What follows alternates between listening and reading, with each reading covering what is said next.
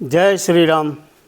આજે તારીખ 1/2/2026। વાતાવરણ બહુ શાંત રહે છે અને ગરમીવાળું વાતાવરણ રહે છે।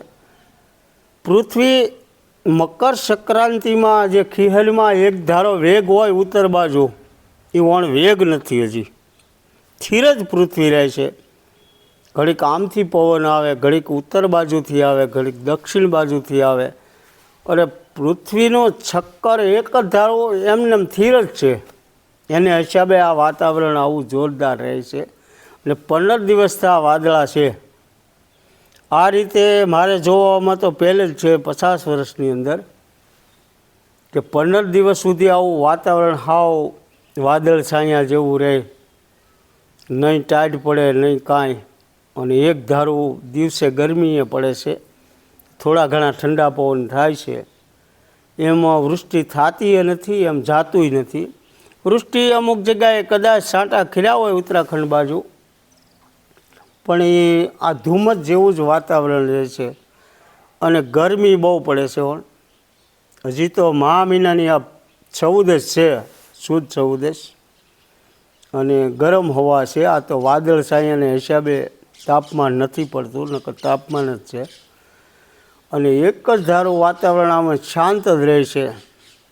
અને આ જે શાંત રહે, ગુરુત્વાકર્ષણ બળ અમાસનું સારું જ થયું છે।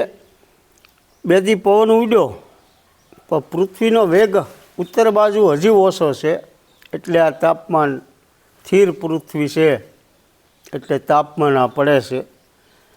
પણ હવે ધીરે ધીરે આજે પૂનમ પછી કદાચ વાતાવરણ સારું થાય તો ભલે, આ 15 દિવસથી અમને કચ્છ અને કાતરા બધું છે, ને આવતા ચોમાસામાં કેવું થાય હવે સમય બતાવે। અત્યારે તો જોવામાં પહેલ છે કે 15 દિવસ સુધી આવું મહા મહિનામાં વાતાવરણ રહે, એ આ જોવામાં પહેલ છે। હવે આવતો સમય બતાવશે કે કેમ થાય। ગરમ જ હવા રહેશે અને વૃષ્ટિ થઈ નથી શકતી, એમ વિખાતું નથી। એટલે આ જે બાષ્પીભવન કહેવાય, અમાસનું ગુરુત્વાકર્ષણ બળ થયું હોય એનું બાષ્પીભવન એ કહેવાય। પણ બાષ્પીભવન પૂરું થયું છે, એનું કારણ છે કે સૂર્ય, ચંદ્ર અને પૃથ્વીનું ગુરુત્વાકર્ષણ બળ સારું થયું, એને હિસાબે જ આ બાષ્પીભવન વાદળા કસકસોટા છે। પણ પૃથ્વીનાથી એકદમ હલવાનું નામ નથી લેતી। પૃથ્વીનો વેગ ઉત્તર બાજુ થઈ ગયો હોય ને, તો ઉત્તર બાજુના પવન હોય। આજે પોહ મહિનામાં ખીહર પછી પવન એક ધારા ઉત્તર બાજુથી હોય, પણ આ પવન વણ થતા જ નથી। એકાદો દી પવન ઉડે અને હાવ શાંત હવામાન થઈ જાય છે, એટલે વણ અલગ ઋતુ કહેવાય। હવે આવતો સમય બતાવશે કે આમાં કેવું થાય।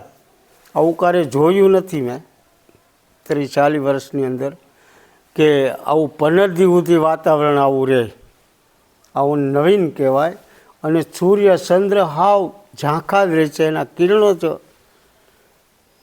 બતાતા નથી 15 દિવસથી।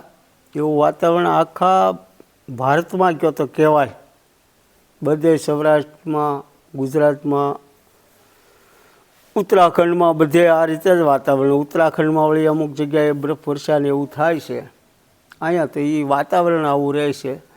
હવે આ કેમ છે એ આમાં કાંઈ મને લાગે કે કોઈ વસ્તુ નવીન થાય કદાચ। નવીનમાં એક કે પૃથ્વી બહુ સ્થિર છે, એટલે પૃથ્વી આમ ઉત્તર બાજુ હટવાનું નામ નથી લેતી। હવે આમાં